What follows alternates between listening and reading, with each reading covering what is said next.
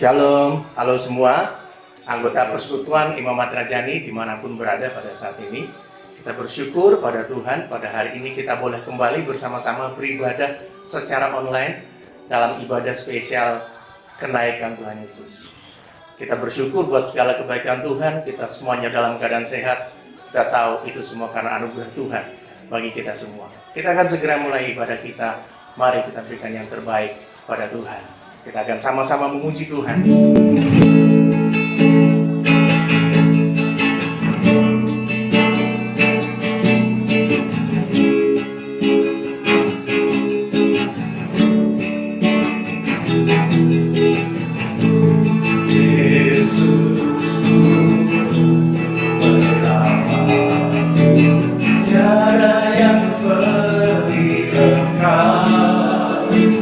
Setiap hari ku memuji keajaiban kasih-Mu.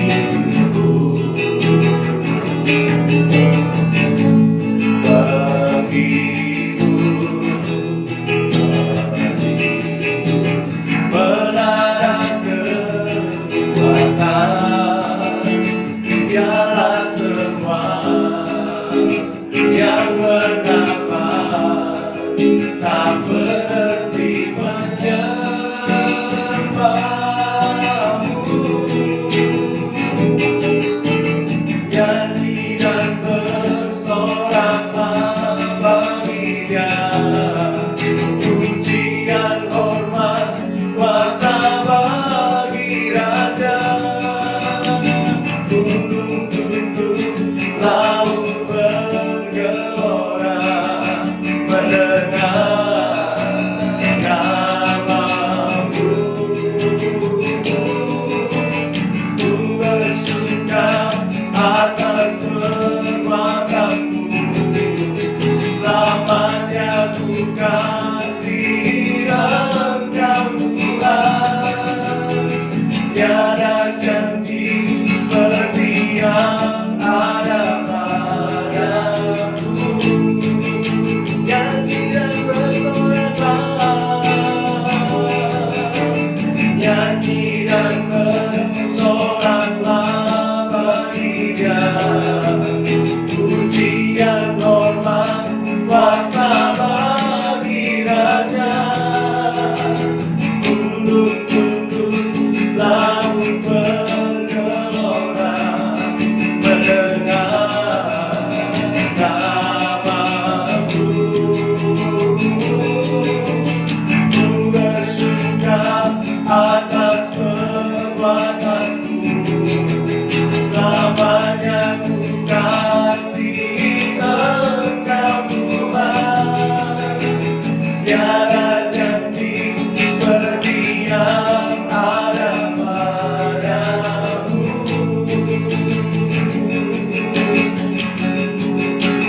Tiada janji seperti yang ada padamu. Tiada janji seperti yang ada padamu.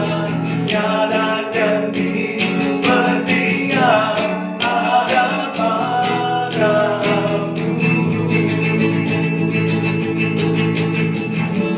Haleluya.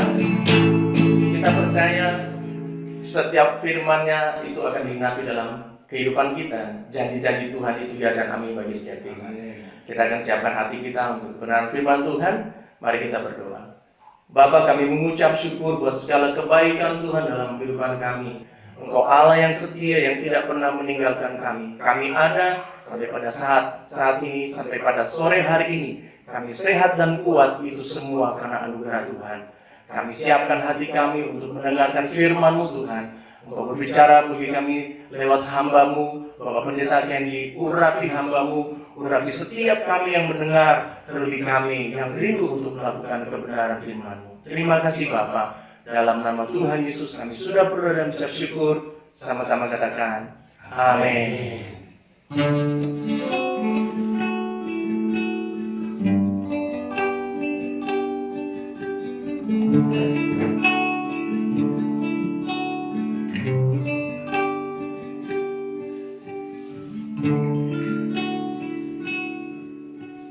Engkau ada bersamaku di setiap musim hidupku. Tak pernah kau biarkan ku sendiri.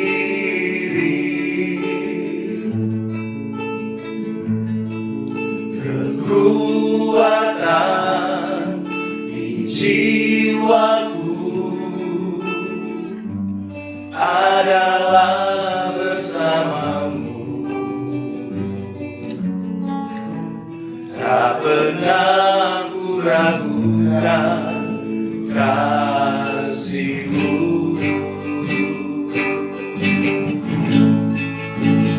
Bersamamu Bapa,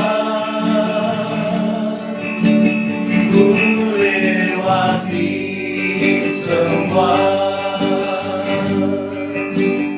Perkenananmu yang teguhkan hatiku. Engkau yang bertindak, memberi pertolongan. Anugerah-Mu besar berlimpah. Bersamamu Bapa, bersamamu Bapa, ku lewati semua. Perkenananmu yang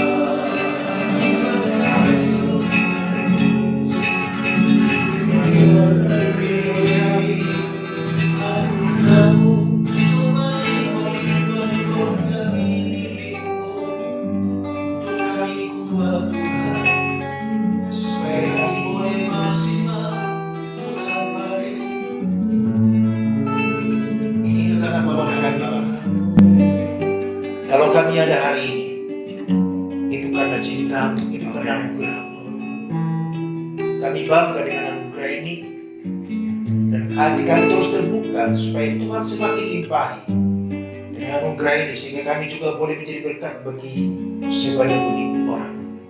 Terpuji Bapa, kami bersyukur kalau kami akan mendengar bagian dari firman-Mu. Kami butuh pengurapan Roh Kudus. Saya hamba mau menyampaikan, dan juga Imam Rajani yang mendengar, bahkan mungkin ada di luar Imam Rajani, supaya boleh jadi berkat untuk mereka. Amin. Terpuji Tuhan, kami siapkan hati kami untuk Tuhan kuatkan dan Tuhan pakai di dalam nama Yesus. Haleluya, haleluya, amin. Shalom. Shalom. Ya, shalom Bapak Ibu, berjumpa lagi kita secara khusus ibadah kenaikan Tuhan Yesus. Ini menjadi hari yang spesial untuk kita. Kenapa? Karena di tengah kondisi yang sulit dengan adanya virus ini, kita masih Tuhan beri waktu ke kita bisa bersama-sama mendengar bagian-bagian dari firman Tuhan. Amin. Yang saya tahu akan memberikan kita kekuatan hari ini. Amin. Bapak Ibu, siapapun kita butuh kekuatan yang ekstra menghadapi keadaan yang sekarang ini. Siapapun kita, karena keadaan ini sudah membuat setiap kita sadar, dunia sadar bahwa ternyata teknologi dengan segala kemajuannya tidak ada apa-apanya ketika menghadapi keadaan seperti ini. Negara-negara maju juga menangis dan lain sebagainya. Tetapi kita terus punya pengharapan karena kita punya Allah. Amin. Kita punya Yesus. Amin. Saudara, Yesus naik ke surga sesudah dia menyelesaikan seluruh tugas yang dibebankan oleh Bapa kepada dia, mulai dari inkarnasi sampai dia mati dan bangkit dari kematian. Dia memuridkan, dia menyatakan kasihnya, dia membebaskan kita, dan dia menyiapkan regenerasi. Yang saya ngomong tadi, memuridkan. Sesudah itu dia naik ke surga. Bapak Ibu, kalau kita lihat sejarah dari yang dialami Yesus, tentu kita akan sangat sadar betapa yang ada dia jalani adalah kesulitan demi kesulitan. Sangat jarang dalam Alkitab kita temukan yang dihadapi Yesus adalah keenakan, tapi justru kesulitan, tantangan, bahkan hinaan. Tetapi karena dia kuat menghadapi kesulitan itu, akhirnya dia berkemenangan dan dia bisa mengalahkan semua godaan iblis, semua cobaan iblis, dan semua cara kerja iblis. Dia gagalkan semua, dan akhirnya dia selesai melakukan tugasnya dan dia naik ke surga. Amin. Hal yang sama kita pun pasti rindukan, karena setiap kita punya tanggung jawab, punya tugas yang besar. Sebagai seorang suami punya tugas bagaimana membawa keluarga ini ke arah yang lebih baik, ke arah Tuhan. Seorang ibu juga punya tugas bagaimana membimbing anak-anak, sekaligus juga menopang suami. Dalam perusahaan juga kita punya tugas. Dan sebagai hamba Tuhan, kita juga punya tugas. Dan tugas yang kita hadapi hari ini adalah tugas yang begitu sulit menurut saya. Kenapa begitu sulit? Karena keadaan tidak mendukung. Tetapi sama seperti Yesus, dia naik ke surga karena sesudah berkemenangan, kita pun punya potensi yang besar untuk bisa tetap kuat dan berkemenangan.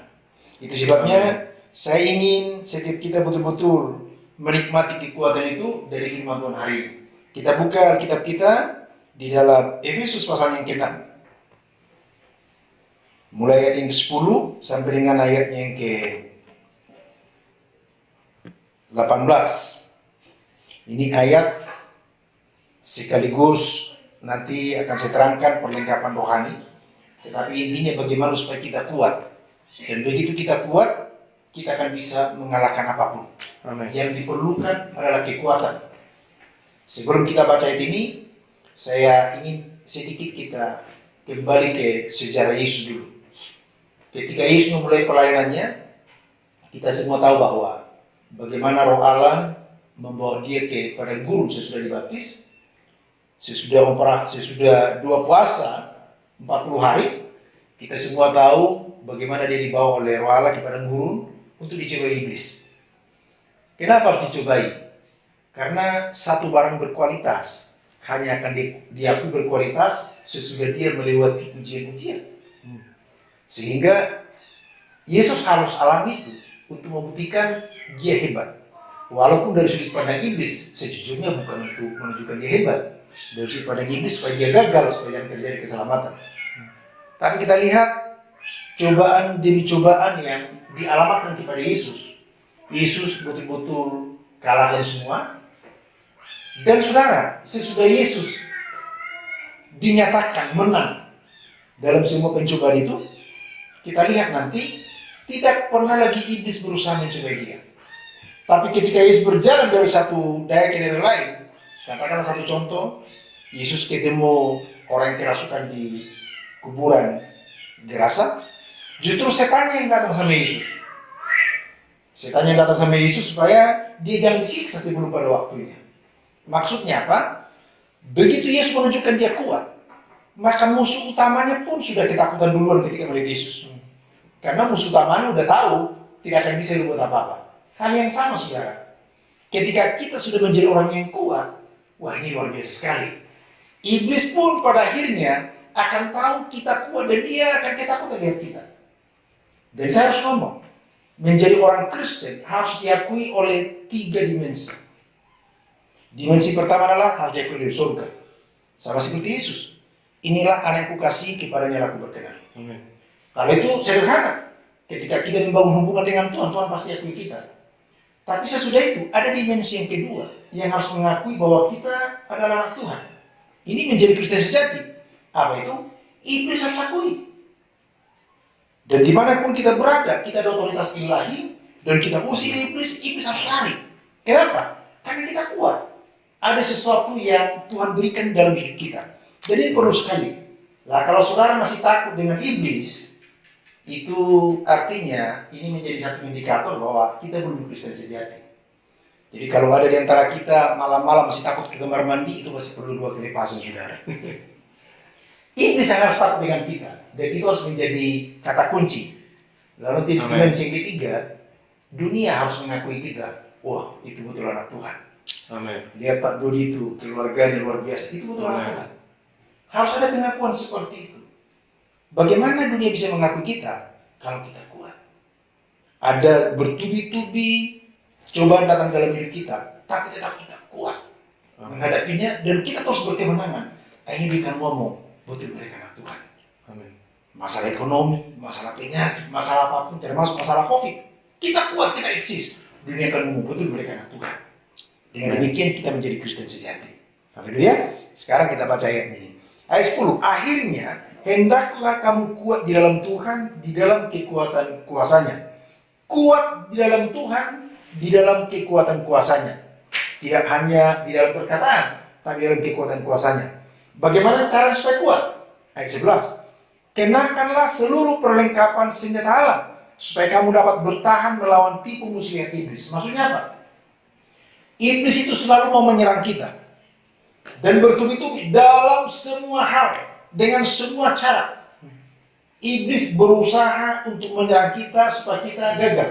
Tetapi ketika kita mempergunakan, memakai selengkap senjata Allah, maka kita kuat dalam semua tipu muslihat iblis. Kenapa? Ayat 12 mengatakan, karena perjuangan kita bukanlah melawan darah dan daging, tetapi melawan pemerintah-pemerintah, melawan penguasa-penguasa, melawan penghulu-penghulu dunia yang gelap ini, melawan roh jahat di udara. Maksudnya apa? Maksudnya iblis tidak langsung secara pribadi datang menghadapi kita, seperti gondoruo datang, kuntilanak datang, dan seperti itu. Tapi iblis akan ada di balik satu keadaan, di balik satu situasi. Itu sebabnya di awal dikatakan tipu muslihat iblis. Jadi kalau kita menghadapi satu keadaan yang sulit, satu kondisi yang agak tidak enak, jangan langsung melihat kondisi itu, jangan langsung melihat orang siapa di balik ini. Karena dikatakan perjuangan kita bukan melawan darah dan daging, tapi roh kita harus langsung pegang. Roh apa di balik keadaan ini? Dan kalau kita tidak sadar di sana, kita bisa kena tipu muslihat iblis, kita bisa sakit hati sama orang, kita gagal. Tetapi ketika kita mempergunakan selengkap senjata Allah yang akan kita bahas nanti di bawah di uraian ini, kita akan menjadi orang yang kuat. Bapak Ibu, selengkap senjata Allah ini tidak hanya sekedar kita diperlengkapi dengan senjata lalu kita berperang siap, enggak. Tapi selengkap senjata Allah ini juga sebenarnya adalah membangun karakter Kristus dalam diri kita. Kenapa seperti itu? Nanti bisa kita lihat satu persatu ya. Ayat 13. Sebab itu ambillah seluruh perlengkapan senjata Allah supaya kamu dapat mengadakan perlawanan pada hari yang jahat itu dan tetap berdiri. Sesudah kamu menyelesaikan segala sesuatu. Bapak Ibu, akan ada hari yang jahat dan setiap orang punya berbeda-beda harinya itu kapan. Walaupun nanti secara global akan ada hari yang jahat yang kita sebut dengan akhir zaman. Akan ada itu. Tetapi ketika akhir zaman datang dalam hidup kita dalam kondisi berbeda dengan yang lain, yang saya maksudkan adalah hari yang jahat itu, bagaimana bertubi-tubi datang terhadap hidup kita, dan kita harus kuat. Dengan cara apa? Mempergunakan selengkap senjata Allah. Dengan kita kuat, kita akan menjadi berkat bagi orang lain. Iblis pun akan ketakutan nanti melihat hidup kita. Ini menarik sekali. Dan bagi saya ini merupakan rahasia besar dalam kekristenan. Itu sebabnya saya ingin setiap kita betul-betul memperhatikan ini satu persatu. Apa saja selengkap senjata Allah ini yang merupakan karakter Kristus tadi, kita harus bangun dalam diri kita, sehingga iblis ketakutan. Dia tidak akan pernah bisa menang dengan semudah apapun. Karena senjata Allah ini juga menjadi bagus untuk kita, karena dengan kita mempelajari senjata Allah ini, selengkap senjata Allah ini, kita juga akan mampu melihat bagaimana cara kerja iblis menjatuhkan kita, menyerang kita. Artinya, selengkap senjata Allah ini tidak hanya nama, tetapi juga membangun karakter, tetapi juga sekaligus kita mampu melihat strategi iblis menjatuhkan kita. Dan kalau itu sudah dapatkan, wah, kita akan menjadi orang kemenangan yang besar. Amin. Biasa ya? Apa saja dikatakan di sana? Sesudah kita akan ada satu hari di mana kita harus menghadapi hari yang sulit itu. Yang harus dikerjakan, yang pertama dikatakan di sana, berdirilah tegak ayat 14. Jadi berdirilah tegak, berikat pinggangkan kebenaran, dan beri baju jirakan keadilan. Maksudnya Bapak Ibu, untuk kita bisa berdiri tegak itu, Bapak Ibu bisa bayangkan ketika seseorang mau bergulat, atau mau berkelahi, mau berantem, mau berperang. Yang paling dibutuhkan adalah kekuatan dia bisa berdiri tegak. Dan untuk bisa berdiri tegak, ada dua hal yang harus kita bangun di sana. Dikatakan di sana pertama tadi itu, berikat pinggangkan kebenaran. Lalu yang kedua, berbaju jirakan keadilan. Jadi supaya kita bisa kuat, supaya kita berdiri, iblis sudah musuh sudah ketakutan melihat kita karena ada ketegapan dari sesuatu yang dasar dalam diri kita. Kita harus memakai dan sekaligus membawa dua karakter ini, ikat pinggang kebenaran dan baju jirah keadilan. Apa itu ikat pinggang kebenaran? Pinggang ini perlu dijaga karena orang kuat kalau pinggangnya kuat. Kalau pinggangnya sudah tidak kuat, sudah tinggal menyerah saja. Tapi kalau pinggang kuat, dia masih bisa lari, masih bisa melawan. Hidup kita bisa bergerak, atraksi dan lain sebagainya, mau salto mau apapun karena pinggangnya kuat. Supaya pinggang kuat, artinya supaya bisa kita berdiri tegak, yang harus kita bangun adalah kebenaran. Apa itu kebenaran? Ini perlu, karena saya katakan tadi, senjata Allah ini tidak sekedar namanya dengan kebenaran, tapi senjata Allah ini adalah, saya ngomong tadi, membangun karakter Kristus, sekaligus melihat siasat iblis untuk menjatuhkan kita. Kalau seperti itu sederhana sekali. Kita harus ngerti apa itu kebenaran. Apa itu kebenaran? Kebenaran adalah persesuaian antara informasi dengan fakta. Ketika kita informasikan A, tapi faktanya B, itu bukan kebenaran, itu kebohongan. Tapi kalau kita informasikan A dan memang faktanya A, ya itu kebenaran. Kita informasikan sebagai anak Tuhan kasih. Hidup kita harus dalam kasih. Kita informasikan sebagai anak Tuhan pengampunan. Hidup kita harus ada pengampunan. Kita informasikan hidup kudus, maka kita harus hidup kudus. Tapi kalau kita informasikan kasih, tapi hidup kita belum bisa mengasihi, itu bukan kebenaran. Itu kemunafikan. Dan salah satu cara kerja iblis untuk kita gagal supaya kita tidak kuat adalah kemunafikan. Dia akan berusaha membuat kita munafik. Itu cuma saya ngomong tadi, senjata Allah ini membangun karakter Kristus, sekaligus juga kita melihat cara kerja iblis, tipu muslihat iblis supaya menjadikan kita seperti apa. Itu sebabnya mulai hari ini tidak ada cara lain kecuali kita membangun kebenaran. Bapak Ibu, apakah yang kita sampaikan dengan mulut kita sudah kita kerjakan? Kalau sudah, berarti kita sudah membangun, sudah memakai yang bernama ikat kebenaran. Tapi kalau belum, hari ini kita harus memakai ikat kebenaran. Supaya apa? Supaya ke depan kita akan semakin kuat. Saya beritahu, ke depan keadaan tidak akan semakin baik. Kenapa saya tahu?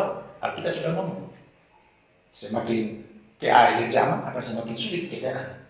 Itu sebabnya hari-hari ini bukan hari-hari kita menangis, hari-hari kita mengemis, hari-hari kita bermohon-mohon dengan Tuhan, sekalipun itu perlu. Tetapi yang paling perlu adalah keadaan ini memaksa kita harus membangun mental supaya kita tetap kuat menghadapi kesulitan yang lebih parah dari hari ini. Itu sebabnya kita bersyukur. Ini bagi saya ini merupakan seperti sparring partner. Karena hari jahat yang dikatakan secara global itu, menurut saya belum ini masih ada hari yang lebih sulit di depan. Ketika kita mulai melatih diri kita, wah kita akan semakin kuat. Saya ulangi, kebenaran adalah persesuaian antara informasi dan fakta. Mari menjadi hidup dengan seperti itu. Kalau bahasa secara umum di dunia pendidikan disebut membangun integritas. Apa yang kita katakan itu yang kita perkatakan. Jadi perkataan dengan sikap kita menjadi utuh, tidak berbeda. Ketika perkataan dengan sikap kita berbeda, fakta yang kita berbeda, itu namanya kemunafikan. Dan perlu kita berubah dari situ. Yang kedua dikatakan berbaju jirakan keadilan. Baju jirak. Zaman-zaman dulu ketika ditulis ayat ini memang orang mau berperang itu harus ada baju yang besi di semua di sini, sehingga ketika ditusuk dengan tombak besinya kena, disebut baju jirak. Tapi disebut baju jirak hari ini bukan kita mencari jaket seperti itu lagi atau rompi seperti itu, tetapi keadilan. Maksudnya apa? Ketika kita membangun keadilan, maka keadilan itu akan menjadi rompi besi yang akan mempertahankan kita dari semua serangan api panas jahat. Ini luar biasa. Maksudnya adil seperti apa? Adil yang adil. Adil lawannya tidak adil. Sebagai pemimpin rohani ini perlu sekali, sebagai anak Tuhan perlu sekali, harus adil. Bukan berarti kalau dapat berkat 10 kilo harus dibagi rata, tidak. Bukan seperti itu arti adil. Tapi arti adil itu kita ngerti konsekuensi sesuatu. Dan ketika kita melanggar sesuatu, kita harus menerima konsekuensinya.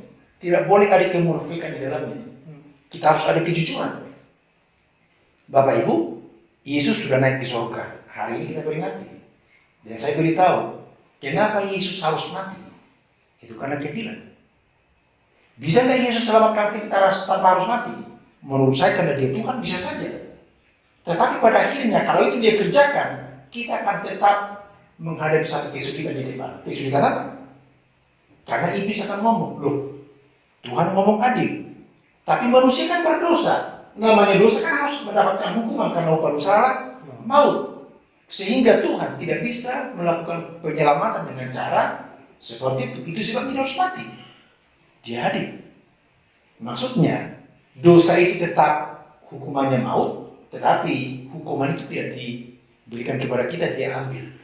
Itu sebabnya iblis tidak punya hak lagi menyerang kita dan mengintimidasi Yesus. Jadi hal yang sama.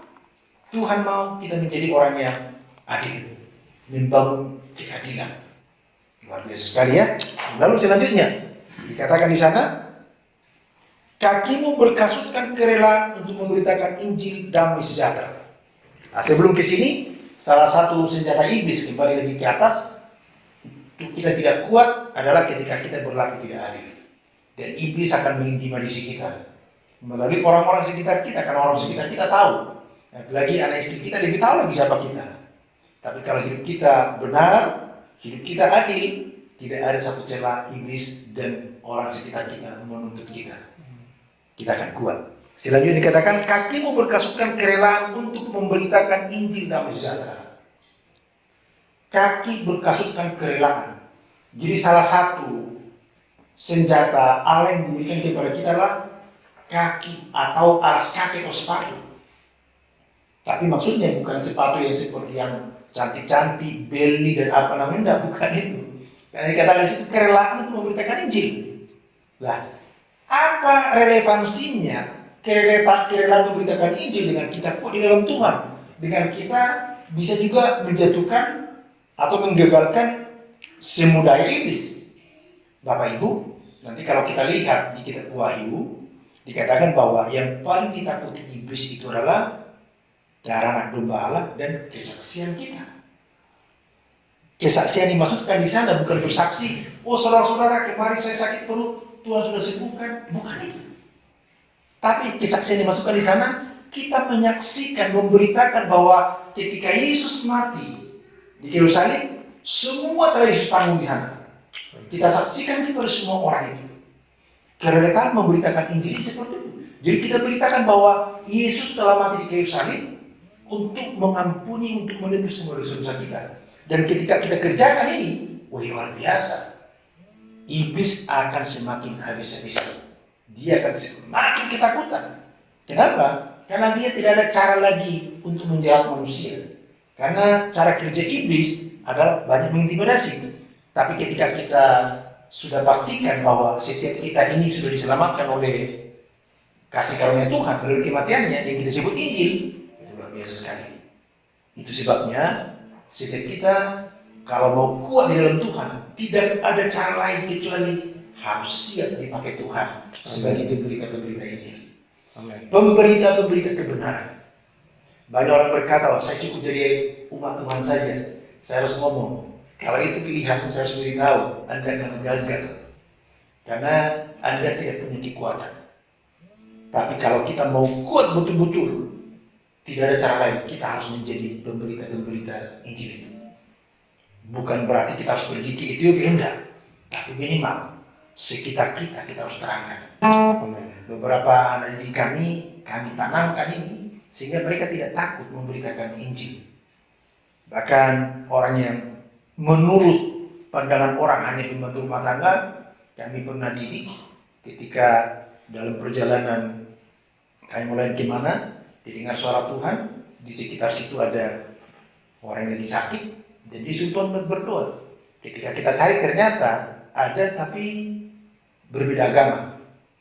Dan sudah ditolak oleh dokter karena sudah kena kanker payudara stadium akut. Tapi karena dia merasa dituduh Tuhan, dia datang saja karena kita sudah bimbing. Tapi kami sudah ajarkan caranya tidak boleh konfrontasi, cara tidak boleh menjadi masalah. Sehingga dia bertanya dulu, boleh nggak saya berdoa? Tapi kami ini agamanya begini, harus jujur. Kalau kita tidak diizinkan berdoa, berarti kita lepas tanggung jawab. Tapi pada waktu itu diizinkan, oh ya kami sangat butuh doa. Dan luar biasa. Ketika didoakan 1-2 kali, ternyata ada perubahan. Dan itu menjadi kesaksian yang besar. Sekalipun ibu itu akhirnya sembuh tapi tidak menerima Yesus, tapi salah satu dari anak mantunya menerima Yesus. Dan itu luar biasa sekali. Bapak Ibu, kita akan semakin menjadi kuat ketika kita dipakai Tuhan dan ketika kita memberi diri sebagai pemberita Injil. Kenapa? Bagaimana, apa relevansinya tadi? Relevansinya gini. Kalau kita baca kisah 1 sebelum Yesus naik ke surga, dia ngomong, aku akan memberikan Roh Kudus kepadamu supaya kamu memperoleh kuasa. Oleh sebab itu pergilah, jadikanlah bla bla bla, kamu menjadi saksi di sampai ke ujung bumi. Maksudnya apa? Roh Kudus diberikan kepada kita untuk kita menjadi saksi. Ketika Roh Kudus diberikan kepada kita, ada kuasa kita menjadi kuat. Relevansinya di sana. Maksudnya apa? Kalau Bapak itu berdua puasa, mau sampai 20 hari 2 puasa, supaya kuat, supaya dipenuhi Roh Kudus, tapi tidak ada hati untuk memberitakan Injil. Wah, itu tidak akan ada artinya. Karena Roh Kudus diberikan supaya kita ada kuasa untuk menjadi saksi. Amen. Ketika Roh Kudus diberikan kepada kita, kita punya kekuatan. Relevansinya di sana. Itu sebabnya tidak ada cara lain kecuali kita harus memberikan hidup kita Tuhan pakai. Selanjutnya, dalam segala keadaan pergunakanlah perisai iman. Sebab dengan perisai itu kamu akan dapat memadamkan semua panah api dari si jahat. Apa itu perisai iman? Perisai itu alat untuk menangkis itu. Perisai, dikatakan di sana perisai iman. Jadi kita diberikan untuk menangkis semua api panas si jahat. Apa maksudnya api panas si jahat? Iblis akan panahkan konsep di pikiran kita. Konsep yang salah menghakimi orang lain. Konsep, wah si ini yang salah, begini, kita akan menghakimi. Kita mendengar sebuah cerita, kita akan fokus kepada cerita itu. Kita mendengar berita, kita akan fokus ke sana. Dan hidup kita akan berantakan. Karena iblis panahkan itu. Maksudnya, tangkis dengan iman apa? Maksudnya tangkis dengan iman itu, pikiran kita ini harus fokus kepada Kristus. Harus fokus kepada janji Tuhan. Misalnya, katakanlah ada persoalan datang dari hidup kita. Lalu iblis ngomong di persoalan besar. Dipanahkan itu. Lalu kita boleh kacau. Lalu supaya kita kuat memakai yang disebut perisai iman itu, kita firman Tuhan. Kita ngomong apa? Firman Tuhan berkata, dia bekerja dalam segala hal untuk mendatangkan kita ikat. Bagi mereka yang mengasihi dia. Saya mengevaluasi diri, oh saya orang mengasihi Tuhan. Dan saya tidak lari dari jalur itu. Maka pasti ada kebaikan di sini. Tinggal kita bertanya dan melihat Tuhan kebaikan apa yang sementara Tuhan buat. Bisa saja kebaikannya, Tuhan lagi membentuk karakter kita untuk lebih lembut. Tuhan lagi mengajari kita untuk lebih dermawan misalnya. Tuhan lagi mengajari kita untuk lebih mengasihi misalnya. Banyak hal. Atau ada berkat di balik kesusahan itu. Sehingga ketika mata kita terus tertuju kepada janji Tuhan, tidak ada api panas si jahat yang bisa menyerang diri kita. Semua akan mental. Kenapa? Kita punya perisai yang bernama iman. Satu keyakinan kepada janji Tuhan. Luar biasa sekali ya. Ini kita pakai terus. Iman itu, perisai iman itu, keyakinan kepada janji Tuhan itu. Lalu selanjutnya, dan terimalah ketopong keselamatan dan pedang roh, yaitu firman Allah. Apalagi maksudnya ini? Ketopong keselamatan dan pedang roh, yaitu firman Allah. Ketopong itu helm. Jadi hidup kita ini, pikiran kita ini semua harus dikuasai oleh firman. Supaya api panas jahat tadi tidak bisa masuk. Ketopong keselamatan. Firman Allah digambarkan dua di situ. Yang pertama ketopong keselamatan, yang kedua pedang roh. Maksudnya apa? Kita hanya akan kuat ketika seluruh hidup kita, otak kita ini dikuasai oleh firman. Bapak Ibu, kenapa seperti itu? Saya ngomong, salah satu senjata iblis untuk menggagalkan kita adalah bagaimana kita meresponi sesuatu. Maksudnya apa? Ketika ada sesuatu terjadi dalam diri kita, respon kita apa? Ketika respon kita firman, kita akan berkekuatan. Tapi kalau respon kita dalam masa lalu kita, kalau respon kita marah-marah, kalau respon kita hal yang jelek, kita akan gagal. Sejujurnya, persoalan bukan karena persoalan datang, tapi persoalan muncul justru karena respon kita terhadap sesuatu. Apa artinya? Artinya, ketika firman betul-betul mengendalikan pikiran kita, dan kita renungkan itu sampai bentuk alam sadar kita, alam bawah sadar kita, datang sebesar apapun tekanan, responsifnya adalah firman itu. Dan itu membuat kita berkemenangan. Tidak ada cara lain. Sekarang saya mau tanya, ketika ada satu menekan, apa responmu? Itulah yang ada di dalam otakmu. Kalau responnya masih marah-marah, berarti memang otak kita masih dipenuhi dengan marah-marah. Ketopong kita pakai masih ketopong marah-marah. Tapi supaya kita betul-betul selamat, ketopong keselamatan, maka firman Allah harus menjadi sepenuhnya menguasai pikiran kita. Amin. Maka dalam ayat Mazmur dikatakan, kalau kita merenungkan firman Tuhan siang dan malam, apa saja yang kita berbuat berhasil. Ini luar biasa sekali ya. Lalu selanjutnya dikatakan di situ pedang roh, yaitu firman Allah. Yesus menang karena dia memakai ini. Ketika Iblis katakan, kalau kawan Allah belum Allah bikin karena akan ada janji begini. Tapi tentu Iblis hanya mengutip firman Allah dengan tujuan supaya kelihatan hebat. Ada satu kebutuhan manusia supaya kelihatan hebat, diakui. Lalu Yesus ngomong, Firman Tuhan katakan jangan mencuri Tuhan alami. Yesus tidak terpancing soal kebutuhan jiwa supaya kita terlibat ini. Karena hidupnya betul-betul sudah dikuasai firman, dia pakai firman Allah berkata begini. Sehingga iblis kalah. Iblis kalah. Hal yang sama kan kita alami.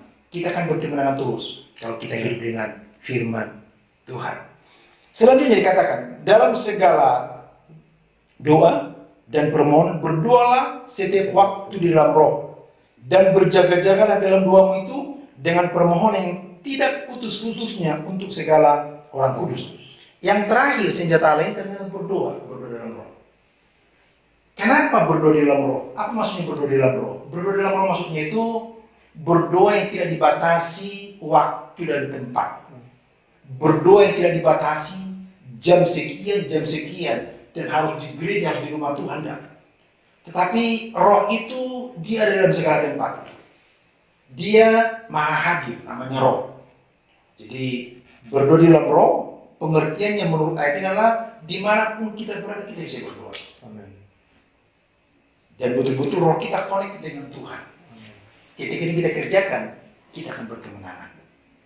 Masih ingat ketika Yesus mau disalib, dia mau sama Petrus dan teman-temannya. Tidak sanggup kamu berjaga-jaga dan berdoa. Lalu dikatakan bahwa kita akan gagal karena akan ada pencobaan yang besar kalau kita tidak bisa berdoa. Jadi berdoa juga ternyata penting. Tapi berdoa yang masukkan di sini tidak sekedar berdoa ke gereja. Kebetulan kondisi memaksa kita tidak bisa ke gereja, sehingga ayat ini sangat gampang kita praktekkan. Amin. Berdoa di dalam roh. Roh kita berdoa kepada Tuhan. Pengertian berikutnya juga doa yang tidak dibatasi oleh ruang, tempat, dan waktu. Ini menarik sekali. Dan Bapak Ibu, saya ulangi, ketika kita mempergunakan selengkap senjata Allah ini, saya ulangi sekali lagi, kita lagi membangun karakter Kristus dalam diri kita, tetapi juga sekaligus kita lagi memperhatikan semua daya iblis untuk menjatuhkan kita. Dan ketika kita bangun ini, kita membangun karakter Kristus, tapi juga sekaligus kita menggagalkan semua senjata iblis, dan selanjutnya ini memberikan kekuatan yang besar di setiap kita. Amin. Itu sebabnya, saya ulangi, ketika hidup kita benar, apa kita perkatakan sesuai yang kita perbuat, itu menjadi menarik kekuatan dari surga untuk memberikan kita kekuatan. Hidup benar itu adalah menjadi daya tarik kekuatan dari surga. Ayat ini mengatakannya. Ketika hidup kita adil, ini juga menjadi daya tarik untuk kekuatan Tuhan dalam diri kita ada. Ketika hidup kita dikuasai oleh firman, itu juga akan memberikan kekuatan kepada kita. Intinya, semua selengkap senjata Allah ini adalah cara Tuhan memberikan kekuatan kepada kita. Dan juga cara kita membangun karakter Kristus dalam diri kita. Sekaligus, ini akan menutup celah iblis supaya jangan bisa berbuat banyak dalam hidup kita. Bapak Ibu, kesulitan apapun tidak akan pernah mampu menjatuhkan orang yang kuat. Kita berdoa. Bapa yang baik, kami bersyukur sekali hari ini Tuhan berikan kami kesempatan untuk mendengar firman-Mu dalam perayaan hari kenaikan-Mu ke surga ini. Hati kami terbuka supaya kami boleh semakin kuat Tuhan. Itu sebabnya kami terbuka untuk Roh-Mu semakin penuhi kami. Datanglah Roh Kudus, penuhi kami sekali lagi Bapa. Kami ingin kuat dan kami mau memakai selengkap senjata Allah ini supaya kami berkekuatan. Dan puji Tuhan dalam nama Yesus kita naikkan pujian Roh-Mu yang hidup penuhiku. Roh-Mu yang hidup penuhiku, mengalir dalamku. Jiwaku tenang bersamamu dalam naunganmu. Kita buka hati saudara. Ku buka hati untuk jalan berserah penuh di hadiratmu. Kau ambil alih seluruh hidupku di altarmu, menyembahmu. Buka hati, ucap berserah penuh di hadiratmu. Kau ambil alih seluruh hidupku di altarmu, menyembahmu. Buka hati, ucapmu berserah penuh di hadiratmu. Kau ambil alih seluruh hidupku di altarmu, menyembahmu di altarmu, menyembahmu di altarmu,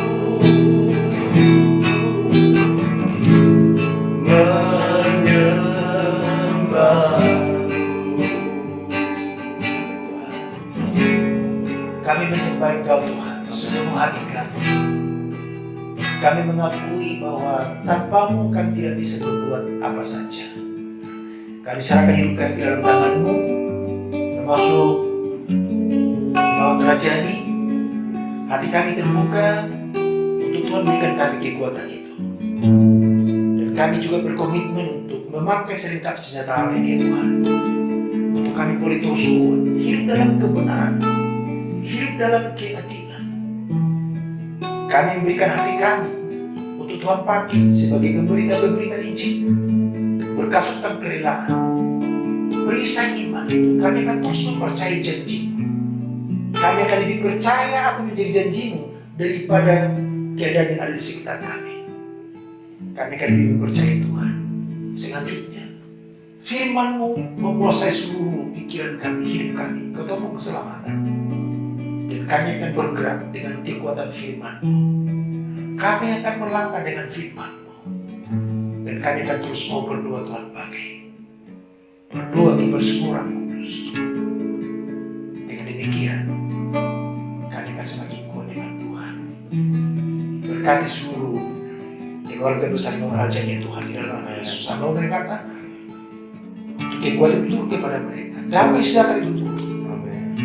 Melimpah di dalam nama Yesus. Dan akhirnya Bapa, ulurkan tangan-Mu sekali lagi Tuhan. Berhadapkan wajah-Mu penuh cinta kasih kepada setiap kami. Di dalam nama Yesus. Penyertaan Yesus Kristus, persekutuan Roh Kudus senantiasa bersama-sama dengan kami. Dan kami terima itu di dalam nama Tuhan Yesus Kristus, kekasih jiwa kami. Haleluya, haleluya. Amin.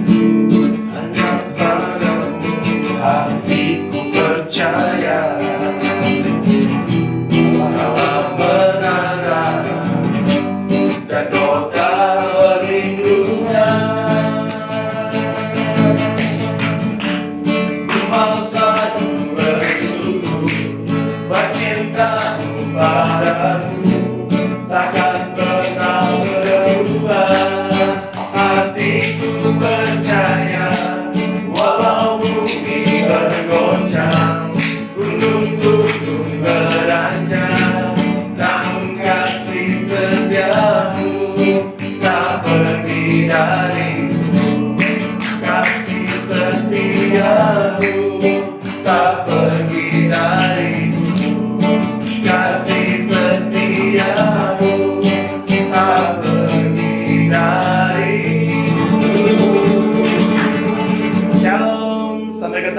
Tuhan Yesus memberkati.